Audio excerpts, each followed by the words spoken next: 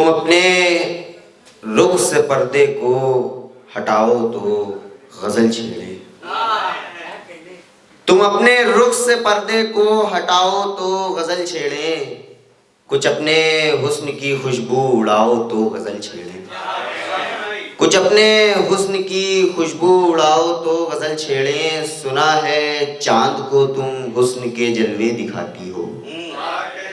सुना है चांद को तुम हुस्न के जलवे दिखाती हो। हमारे सामने सज धज के आओ तो गजल छेड़े। और ये लखनऊ वालों का शेर, लखनऊ वालों के हवाले के हुसैनाबाद के जिस मोड़ पर हम दोनों मिलते थे।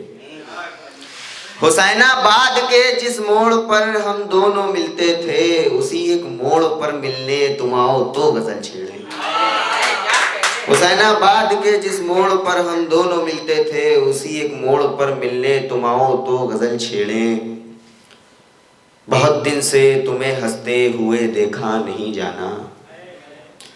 बहुत दिन से तुम्हें हंसते हुए देखा नहीं जाना। तबस्सुम अपने होठों पर सजाओ तो गजल छेड़े।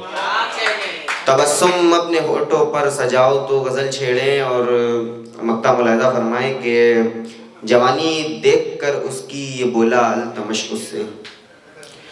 जवानी देखकर उसकी ये बोला अल्तमश उससे। तुम अपने हुस्न का जलवा दिखाओ तो गजल छेड़े। बहुत शुक्रिया।